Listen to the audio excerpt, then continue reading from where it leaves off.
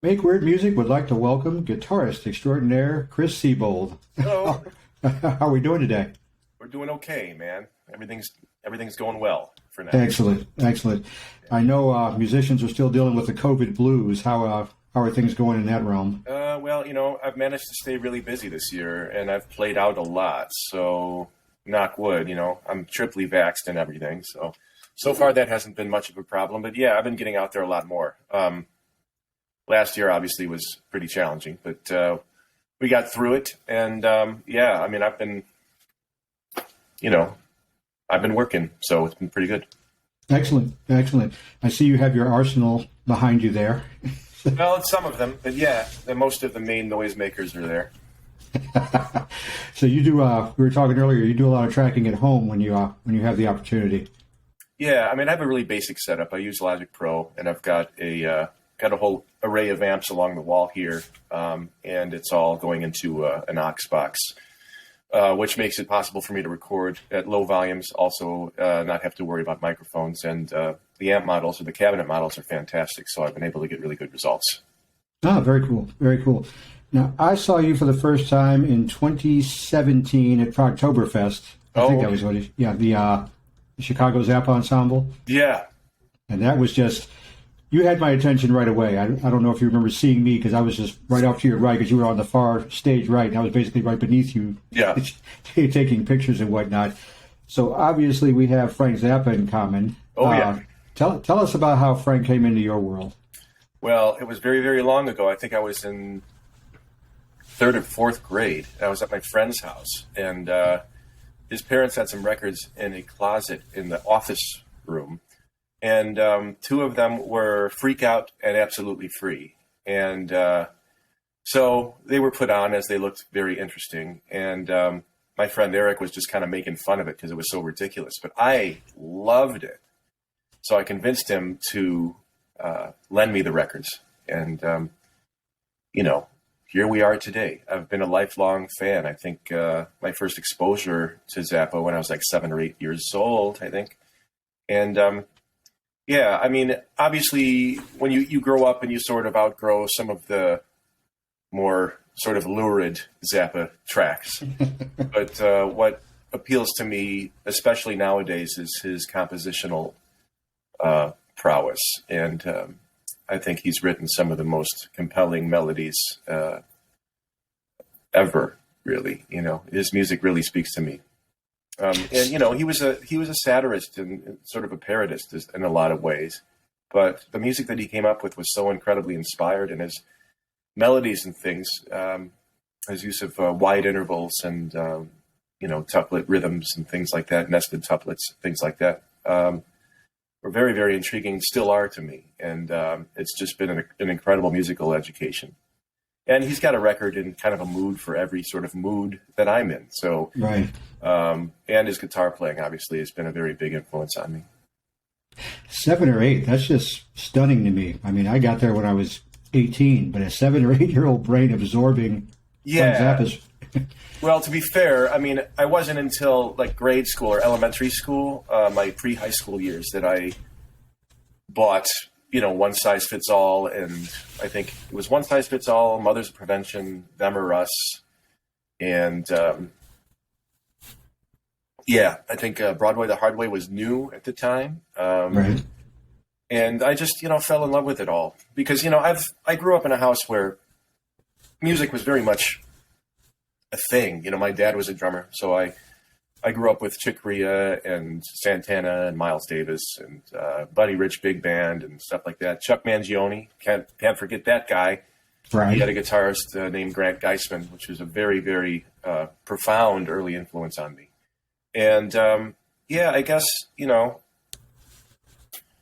it just, it appealed to my sense of humor. It appealed to my sense of, musicality. From a very early age, I was attracted to music that was performed well. So obviously Frank Zappa is the place to go for that.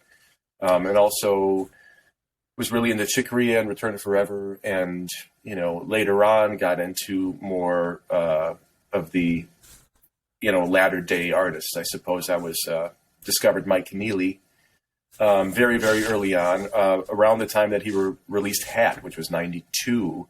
Right. And I've followed his career ever since. And actually, I've been fortunate enough to talk to Mike here and there. He's a lovely person, and he really is. He's one of he's one of my favorite musicians, songwriters, guitarists, composers of all time. And he's unfortunately he's a bit of a secret to most people. But I see myself that way as well. I mean, the thing I love about the Make Weird Music channel is that it shines a spotlight on artists who I think have not gotten their just due, and I have to say I'm incredibly honored to be among Adrian Belew and, people like that whom you interviewed, and Mike Keneally, of course, and Steve Vai. And these are all people that were very influential to me as a guitar player, but also as a composer and arranger. And their work informs my work. No question about it. Well, you'll be happy to know I was standing next to Mike while you guys were playing at Progtoberfest, and he was all kinds of into it. I mean, he was having a ball. So yeah, he had some really wonderful things to say about the band and about me particularly. I think we did Billy the Mountain. Yes. And then later on we did Joe's Garage in its entirety as well. And he saw the Billy the Mountain thing, and he said, "Man, I'd never heard that performed before." And so it was a lot of fun. And Mike, it's just like hearing from one of your heroes or getting the approval from one of your heroes is pretty fantastic. It's validating as all get out. I know exactly what you mean. Yeah. I just caught you a couple of weeks ago performing Hot Rats with your band, which was also fantastic. Thank you. How hard is it to find like-minded musicians who want to not only learn that stuff, but get on stage and play it live? Well, luckily, Chicago is sort of a treasure trove of musicianship. I mean, it's not really the industry town that L.A., New York, or Nashville, but there's some amazing musicians here, and there's some great readers, and some really soulful musicians. And it wasn't hard really to pull together a group to play that. Initially, it was a different band. We did it at a place in Chicago called the Fulton Street Collective, which is a wonderful gallery space where people come to play either, their favorite records, like in the case of Hot Rats, but also it promotes new artists and local composers and things like that. And we did it there, and we did it also at my favorite club in Chicago, Martyrs. My buddy Ray Quinn is the proprietor of that, and over the years, I mean, at Martyrs, I saw Alan Holdsworth, Mike Keneally, like all my heroes played there. So right. I was just up the street from there at the time. So it was just fantastic. So we did it there, and then we were asked to do it again as part of Reggie's 14th anniversary. So I put a little bit of different band together for it. I think the drummer and the keyboard players were different this time around, but they played the hell out of it. And they my arrangements of the tunes were, pretty tricky stuff. I mean, as far as Zappa albums go, with the possible exception of Peaches and certainly Must Be a Camel, which are some of the more, some of the weirder, more like really specifically arranged things on the record. Right. It's a relatively easy record by Zappa standards, but it was a hell of a lot of fun to play. And, the thing that I really loved about it the most was the guitar element to it, because, Frank has just this haphazard sort of style that is just, you don't know really where he's coming from, but it's some of the most beautiful music I've ever heard, and especially things like Shut Up and Play Your Guitar. I always thought that the solo to Alien Orifice on Mothers of Prevention, and also the version of What's New in Baltimore on there, were really, really heavy hitters for me early on. Like, man, this guy plays his ass off. He's playing over changes, which is very cool, which he didn't do very much. And but yeah, Hot Rats was a lot of fun, and everybody involved, really got into the spirit of it, played the shit out of it. It was a lot of fun. It was a joy to watch. I mean, I love being half a foot away, just watching a band like that tear it up. It was awesome. Yeah. You mentioned Alan Holdsworth. You did the Bruford tribute at Progtoberfest too, did you not?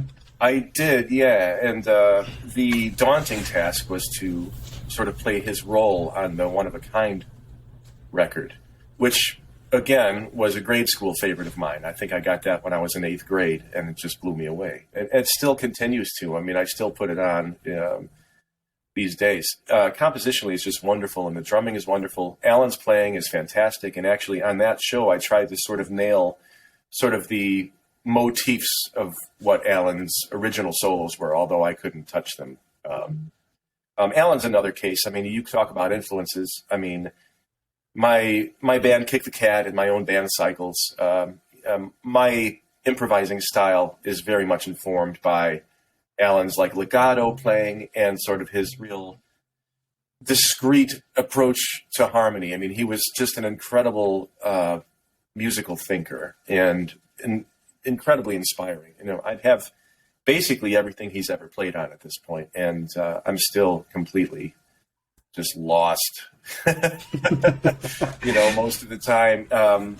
But there are aspects of his playing that I really enjoy in sort of embroidered in my own playing, which is the legato thing. And there's a couple of things that I've stolen from him over the years. But the thing about Holdsworth is it goes so far beyond technique.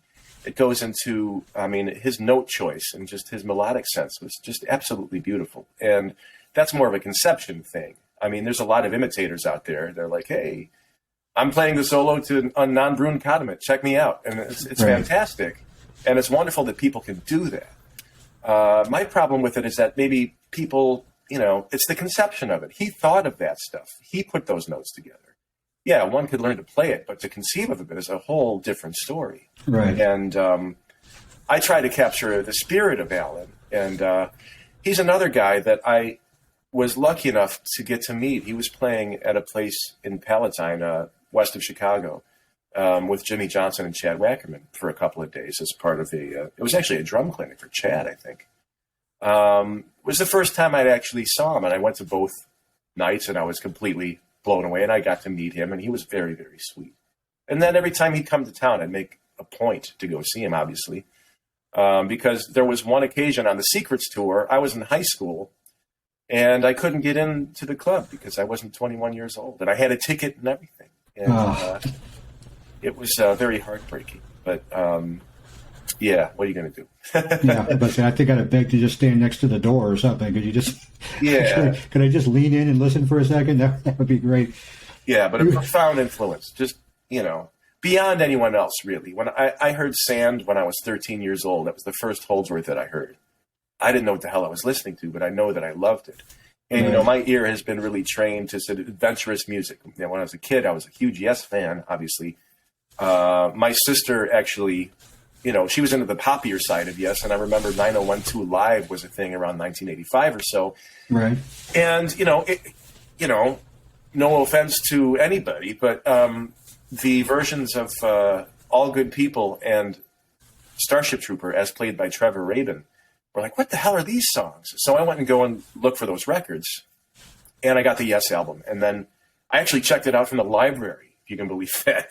And I listened to it like nonstop. I think I wore the cassette out before I returned it, and then, you know, slowly began to accumulate Yes albums. And the same could be said for Genesis. First record I heard was Duke, and obviously there's some wonderful music on there, but the piece that caught my eye was Duke's Travels.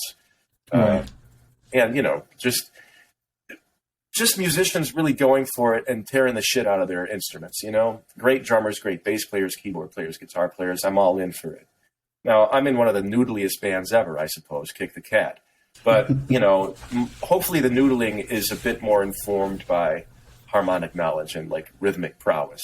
It's not just a bunch of bullshit. And that, again, speaks to growing up with bands like the Electric Band and things like that. I was a huge Weather Report fan. And the compositional, the quality of the compositions, the compositional integrity, some of the beautiful tunes and arrangements that came out of those bands were really what grabbed my attention. And the same with Zappa, you know.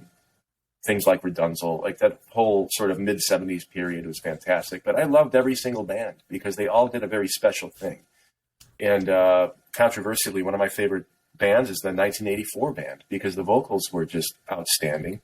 Frank was in top form as a guitar player, and it was just a fun band. They did fun material. And I recently got to see the Zappa band in Milwaukee open up for King Crimson, and it was just great show. I was brought to tears just listening to Scott Tunis, who I've never seen live before, and just having those guys run through those tunes and nail the shit out of them was fantastic. So when it came time for me to do Hot Rats, I was very inspired, obviously. Well, they were shocking. I mean, they were just. I caught the Ravinia show. Yeah, I was supposed to go to that. I was going to take my son to it, but he got sick, so I had to. Luckily, I was able to make the Milwaukee one. But they played for way too short. I would love for them to do their own tour and just really go for it. But that said, I mean, being a Mike Keneally fan for years and knowing what he's capable of, and he just ate that music for breakfast between the keyboard and guitar. Ray White sounded ageless. Joe Travers played the shit out of the drums, and it was great to hear and see Bobby Martin. It was just a dream come true. Jamie Kime did a great job. Right. And of course, Tunis, I was right almost in front of that stack of amplifiers he had. So I heard him really well, and it was right. glorious. Yeah.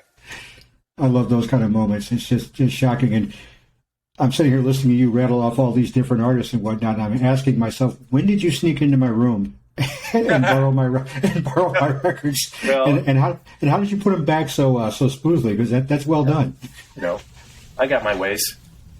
well, I'm proud of you. I'm glad you're willing to share with me. And I'm glad they influenced you. We keep talking around him. Let's talk about Kick the Cat, because this group is amazing, absolutely amazing to me. Thank you. The new record, Gurgle, is out now. It's available on Bandcamp. We have visual aids, beautiful thing. We do indeed. And for what it's worth, I got a copy of Gurgle, and now I've ordered the rest of the catalog now too, because I'm like, okay, this is you're one of my OCD bands now. I need to hear. Nice. I need to hear all of this stuff. And between you and you've got the Humphreys McGee connection with Chris on drums. Mm-hmm. I'm here. He was in our band first, by the way. Was he? Kick the Cat has been around since 1996. Okay. Unofficially. Chris came into the band in 98. Okay. And we made a record. It was a horrible first record. But then the second one we made was was different. Compositionally, it was more sophisticated. Production-wise, it was better. We had more of an approach to the arrangements of doing overdubs and experimenting with sound and texture. And it was just a real fun listen, and locally at least, it was a pretty popular record. But we never toured or did anything like that. Right. And then Chris left to join the Humphreys in 2002. We got a great drummer here in town called Tom Hipskins, who's a fabulous drummer, a fabulous musician. We did a record called Scramble, and then we would play shows just locally. And we had a residency at a place called Lion's Den in the North Center area, Chicago, one of the neighborhoods in Chicago. And we did a monthly residency. We were there for about 4.5, 5 years. And so we really got to work out a lot of stuff live. And then we kind of went dormant for a while because, everybody in the band's having kids and families. And, right. Chicago's a working class town in terms of being a musician. There's not much industry here anymore. There was sort of a studio scene and things like that. That's all kind of melted away, obviously, with technology and what's available now. But you can work, you can play casuals, you can do club gigs, there are all sorts of things to do to make a living. I myself teach at Elmhurst University. I have online students. I lead wedding bands on the weekend. I do club dates. I do sessions here at home. Basically everything that I can do to make a living, and putting together things like the Zappa tributes and stuff, and playing in my own band. I have a band called Cycles. It should be known. This is our record we did 10 years ago. And it's going to be re-released with a bunch of new material next year, which is a project I'm really looking forward to. Excellent. Can people find them on Bandcamp too? Yeah. Well, not for a while, but because I want to release the record again and remaster it. And then there's a bunch of studio tracks that were recorded around that time that I'm going to put on the product, so to speak. And that'll be coming out next year. And when that happens, it'll go wide on all the digital platforms. Right now, it's pretty much out of print. Excellent. when I hear Kick the Cat, I hear Brand X, and I hear Zappa, and I hear probably a little Weather Report, a little Humphreys. But what I hear more than anything else is fun. You guys are just having a blast up there. Cool. Tell me about your methodology. How do you come together? How do the compositions come together? We all write. Well, the way that it's worked is that we all write our tunes. Like, we all bring our tunes to the table. Vijay had like 4 or 5 of them. Chris had 4 of them. I had 2 or 3 of them. And we pick which ones we want to record. And, we're all responsible for how it's actually going to sound. But, in terms of the notes and the arrangements and things, that's all worked out in advance. Excuse me. And then we come together, read the charts down, try to play this naughty music. And then it starts to become more and more familiar. And then we can start to take it places and just have fun with it. It should be different every time. It's very much in the style or the mentality of jazz. It's never the same way anytime we play it, right. Hopefully. And, the tunes are very challenging. So it's very engaging as a musician. It's also a lot of fun to play weird music for a room full of people because, that doesn't really happen so much. I mean, there's a lot of great bands out there doing interesting things for sure. And there's like a million bands that, that are having sort of like an underground sort of like resurgence of like fusion and things like that. Right. Particularly, there's one out in New York called Sungazer. It's Adam Neely's band, which I think is fantastic. But, we just do what we love to do. And if there's joy in it, I mean, we certainly have a good time together. There's no question about that. And sometimes it's just fun to take tunes wherever the hell they're going to go. And, we have a good time. And we don't take it too seriously either. There are some fusion bands that are a little bit off-putting because they're serious as a heart attack. And everybody's like, we're musos and here's our shit. We're kind of that way. I mean, we're that way at heart, but I think, having a great time together, playing the stuff on stage and taking the music wherever it leads us is why we do it. So all these years later, 18 years later after our last release, we came together over about a year or so before with the intention of making a record. Chris kind of made some noise about wanting to play with the guys again. So, we had the impetus. We had a couple basic tracks done in 2019, and then we figured out the rest of the record over the COVID period, which was great because it gave me an opportunity to get my home studio happening finally. And so I did a lot of tracking here. I did a lot of tracking up the street in my buddy's studio, Waveform. And we just got the record done. It came out really well, I think. I'd like to think so. It's definitely on my I don't do best list per se, but it's definitely one of those records everybody needs to hear from that I've heard this year. That much is absolutely certain. Yeah, and the fact that we're out there touring now and kind of trying to get our name out, obviously it's very helpful to have Chris Meyer's name attached to it because he's sort of a known commodity in the jam band world. But the band really stands on its own 2 feet, and I think the people who come to see us realize that there's a hell of a lot more going on than maybe they suspected, which was evidence on the tour of the East Coast that we did in early November. Nice. We were really well received and people had a good time. We had a great time. And, hopefully if everything stays cool, we'll be able to do a lot more of that next year.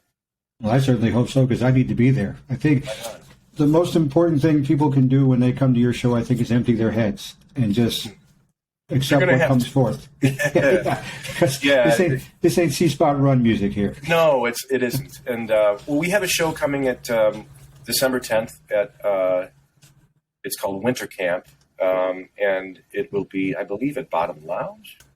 So that's coming up for us, and then there's the holiday break, and then we're going back to do some writing in January, back down to Nashville, and put the new record together. Hopefully, have it recorded by the end of the winter and released by next summer, so we have something new to promote. That's the tentative plan. But we're all into it, man. We're having a great time, and it's very gratifying to go out on the road and play this music for people that don't know who the hell you are, and if they do, it's only sort of by association. It works for me. I'm going back to the arsenal behind you there. How do we define the Chris SIEBOLD sound, and which instrument do you think gets you there in an optimal fashion? Well, it depends. as a studio musician, I'm very sensitive to what the needs are. So I have a lot of different instruments for different reasons. In terms of my go-to for if I just feel like I just want to get down to it, sort of my sound. I love my Gibson SG. I love the Les Paul. I have a G&L Legacy Special, which I play with Kick the Cat, which is sort of my hot rod Strat. But I have a Stratocaster, sort of a deluxe reissue. I've got an old Telly, and just whatever is needed, really. When you saw me play Hot Rats, I used a Gretsch Duojet, which I had been enjoying playing immensely lately, and the only reason I use it is because I've been using it and I've been liking it. But I can pretty much get my sound going on any instrument, but it's all contextual when it comes down to what it's used for, Right. I also do a lot of acoustic guitar playing as well. Nice. People laymen don't understand how personal the connection is between a musician and his instrument. That's something that's felt, I would think. You have to connect to it before you can play it, especially if you're playing something as complicated as the music you play. Yeah, well, they got to be fast necks, Right. I'm a bit older now than I was, so the action's a little lower, and I'm trying to really lighten everything up just so I can keep it going. But it really all depends. I mean, the instruments are tools, and fortunately, I had a sort of a mentor in town here named Kurt Morrison. He plays in a tribute band called Tributosaurus, and they do the entire production of a tune live. So if there's strings, they have a string section. If there's horns, they have a horn section. There's a bunch of singers on a track. I mean, for Queen, they had a choir, for Christ's sake. Oh, wow. Yeah. But Kurt really captured the essence of some of these sounds. He can sound exactly like anyone. And he had a whole bunch of instruments in his arsenal to make that happen. And it was very inspiring to me and very impressionable. So I began, I didn't really buy a lot of, I think I had my Telecaster, and I had sort of an Epiphone jazz box for years, right. Until maybe the late 90s, early 2000s when I began to collect instruments. And so now I have a guitar for every occasion, literally any use. You want chunky, heavy, I got a Les Paul, Stratocaster, Telecaster. I think that the Gretsch Duojet makes some great sounds. I have a Fender Mustang that's used solely for slide playing. I have a Fender Dual Pro 16-string lap steel, which I guess it probably doesn't even need to be said, but Steve Howe was a huge influence on me as well in terms of right. sound sources. He would just have all of these guitar instruments, and so his playing was very, very colorful. His productions were very colorful. So that was influential on me as well. So, when I do studio sessions, I do anything from country to pop to heavy metal to jazz to whatever. And I think I have the appropriate access for all of those sorts of styles. And, I can achieve the sounds that are required. But if it's just me, like what you hear on the Kick the Cat record, for instance, primarily it's what's going to cut through the mix. I did a lot of heads on this little Dan Electro, this $400 Dan Electro, but it speaks and it spanks and it sounds great. And just for, the melody ensemble playing, it really cut through the mix really well. So I enjoyed that. But a lot of the soloing, most of the soloing was done either on a Les Paul or the G&L because they just, they have very, very loud pickups, and it's very easy for me to play legato on them. And so, yeah. Nice. We touched on it, or you touched on it a couple of minutes ago, but the music industry has changed on multiple levels over the years. And this was before COVID came. Yeah. and now COVID is doing what it's doing. I don't even know if we can call ourselves post-COVID yet. I don't think we're quite there. But how do you look at the business, the business of music, when you actually have to do that kind of thing based on the way things stand these days? Well, I mean, first of all, I follow the science, I think it's important to follow the science, and, I don't have any problem about getting vaccinated and stuff. And club owners are starting to have a policy that's totally fine with me. In fact, when we went on the tour in the East Coast, all the venues required that we had our, vaccine cards and things, a proof of vaccination, stuff like that. But, it's just like in terms of where the industry has never really been favorable to musicians like me, or I mean, sometimes people fall through the cracks and it's fantastic. Like Snarky Puppy, for instance. Right. They kind of bring a real curious sort of music to the masses, and, their live show is incredible. And, but, what we do is very specialized. And I suppose if you were to look at an audience demographic, it'd be pretty narrow, skews older, and Right. people who have a nostalgic connection to the style of music we're playing. So in terms, we're kind of outsiders. I just think it's fantastic and fortuitous that we're able to tour it at all, and that we have an opportunity to play the music that we wrote. So I don't know.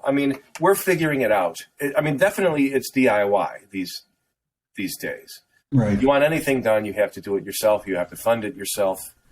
And of course that takes time if you need to raise money, or, you just get a band credit card and charge the shit out of it. And then maybe the tour revenues or merchandise revenues will come in and you start to creep back up to the zero line. But, it's a struggle either way you look at it. And, I noticed just with artists that I've been following for years, they're looking at unique ways to stay relevant, to stay out there. Adrian Belew comes to mind. Right. And, over COVID, it was really interesting over the lockdown to see how people sort of shifted into a different sort of thing. I know Steve Vai pretty much had a daily stream that he did, or I don't know if it was daily, but maybe it was weekly. Everybody became sort of an internet star all of a sudden. Everybody became a producer. Everybody got Final Cut Pro, and everybody got, all this shit happening. And Right. that's all great. And, I'm sort of a Luddite when it comes to shit like that. But, I get by, and, it's just interesting. We'll have to wait and see. I think it's anybody's guess. We were really lucky to have this project and be able to play out it all. We did a tour, we did a few dates in Colorado over the summer, which was fantastic fun. We did a short little stint in Ohio and Michigan. And then we did the East Coast tour. We're playing here in December. We have some things that are already booking out for next year. So hopefully everything will stay put and we'll be able to continue because, word's starting to get out. It's very small, but very mighty, And Right.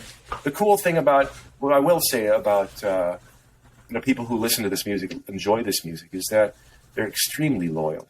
And they're really in it for the music. And they're really in it to experience something different. And so that's a huge plus. Because we're I not was headed that way, yeah. Yeah, we're not really aiming at mainstream success because the whole notion of that with the kind of music we play is absolutely ridiculous. Arguably, there are artists that are our heroes, I mentioned Mike Keneally, Scott Henderson, people who did this years ago better than we do it, that we're still struggling to find an audience. So, it's anybody's guess, but I'm very hopeful. And for the time being, I'm just having a blast, because it's really fun to play this music, and it's, to have the opportunity to do it at all is a blessing. So. Excellent. That's the thing. Wrapping things up, what's out there that you still want to do that you haven't done yet? Oh God. Well, the Cycles project is something that I really want to do because I recorded an LP's worth of tunes, to quote a Todd song. And then I kind of left it there because I wanted to form a band because I was going crazy at the time playing with like a cover band to make money. And there wasn't any real sort of creative output. And at the time, Kick the Cat was sort of on hiatus. And so I formed a band, a bigger band, 2 keyboard players, percussion, drums, bass, 2 horn players, a singer, and myself. And did a record, recorded it live. And that's where the Live at Martyrs thing came from. But the studio track still remains. So I wanted to finish that up, re-release the live album, get it out on all the digital domains again. So that's something that I really want to do. The other thing is I got this project called Lennon's Tuba, which is a string quartet with a bass player. I play guitar and sing. The bass player plays acoustic bass guitar and sings. and he does all the string orchestrations, and that's extraordinarily weird music. And I think it sort of rubs up against new music or whatever classical type of thing. But the songs are really quirky, and they're very sort of culturally and politically relevant. And it's basically my fuck you project. But it's so much fun, and musically it's extremely engaging and wonderful. So we're in the midst of actually finishing up our second record now. The eponymously titled record is out there. It's on all the platforms if you want to check it out. And I guess, my focus now is just to, we have this momentum building with Kick the Cat. And so I really want to keep that close in the next couple of years, just to see where it takes us.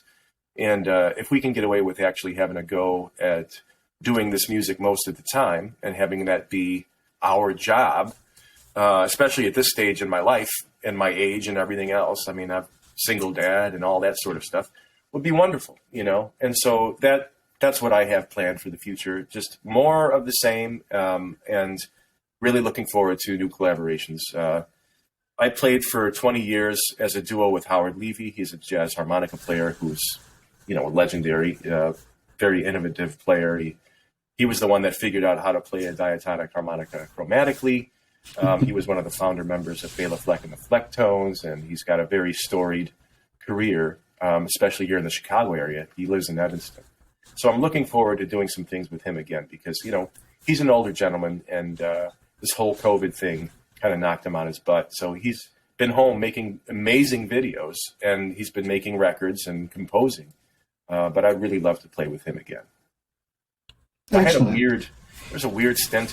It was a wonderful stint, but I was with Garrison Keillor and Prairie Home Companion. I was the guitar player in the house band for the last 2 years of the broadcast, and I did some tours and cruises with that. That was fantastic. And that was playing like Americana and playing like old tunes, like in the 20s and 30s and 40s, and folk music and bluegrass and sort of, heavy folk, singer-songwriter type stuff. And I love playing that music. I have a duo project here in Chicago called Catherine and Chris, my buddy Catherine Lashy.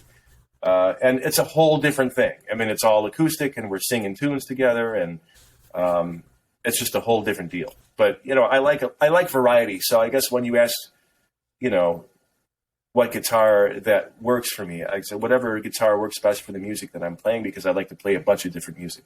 And those that I follow, those that I love, were always very eclectic. Obviously, Zappa is extremely eclectic.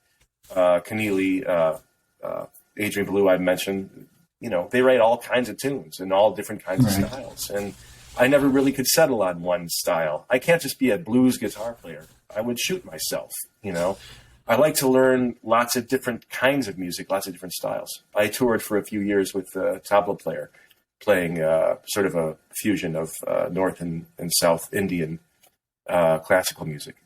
Kicked my ass. I never really learned to play it properly because you have to devote your entire life to it. But I was able to get the essence of it, and I learned a hell of a lot about, time and rhythm particularly. But, it keeps me engaged. Like the more you learn something new, the more that you want to sort of maybe use it. Or having been there, even if you don't use it at all, informs whatever playing you do or whatever you bring to any situation. So more of that, please. Well, you're just a walking definition of a musician, because a musician hears everything and then goes wherever that particular sound chooses to take him.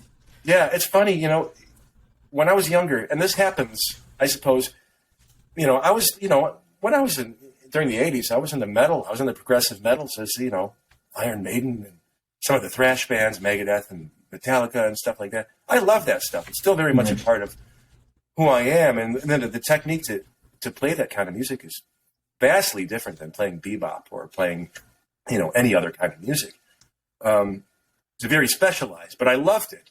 And I guess, the point is, back then, we really stood for the music we loved. But then when you get older, it's like you don't give a shit. Like when I was in college, I was, pardon the expression, but I was, a jazz Nazi. I lived it, I breathed it, I listened to it all the time.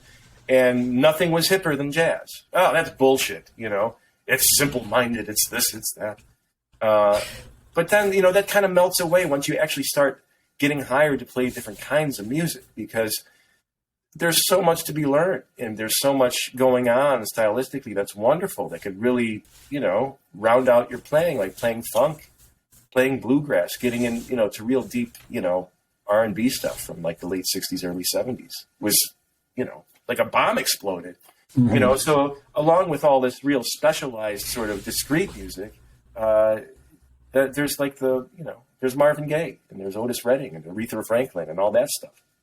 Huge Willie Nelson fan, huge Merle Haggard fan, So like all of these things come together, and, having the opportunity to play some of that music professionally, especially on Prairie Home, because I was the house guitar player. So any artist would come in, Gillian Welch or whatever, whomever I got to play with, just an astounding, like laundry list of. I mean, my first gig was at the Greek Theater with Anna Nancy Wilson from Heart and Greg Brown. So huge contrast in terms of course, the director, Rich Dvorsky, piano player, arranger, composer, fantastic. It took a lot to be able to play his tunes. They were very challenging, and they were very genre specific. So you needed to chunk away like, you were Django Reinhardt's rhythm guitar player on some things.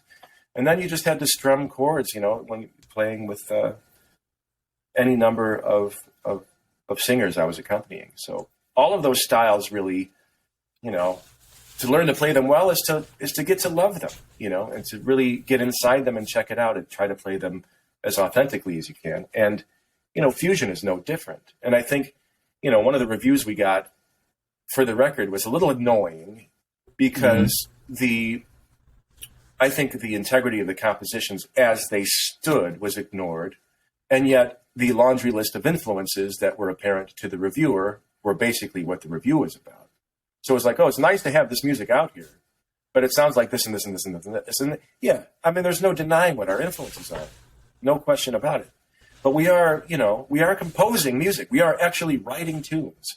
Right. What sets us apart from like jam bands and things like that is that, we're all, semi-sophisticated musicians. We went to school. We did the math. We understand how to play over changes, how to play over bop changes, how to play over altered changes, different sort of rhythmic sophistications. Chris Myers is one of the best drummers on the planet. He could literally play anything. And so that's the standard. I appreciate people recognizing music they love in our music. I think that's a great launching pad. But I think there are stylistic things like the Jay's compositional style is very unique. And, Chris Clementi, he writes the real groovy ones. He's got a really cool way about him. Everybody sounds like themselves, as far as I'm concerned. And, right. And hopefully this next record will be a lot more collaborative, where we'll all get in a room together and bang out ideas and things like that. We keep talking about it. But, when you need material, it's like, oh, I got a tune I'm working on. The Jay already sent us his next beast of a song. And so that's kind of how it works. But again, it's a lot of fun. At the end of the day, we try not to take it too seriously. Just go out, play, have a good time. Marvelous.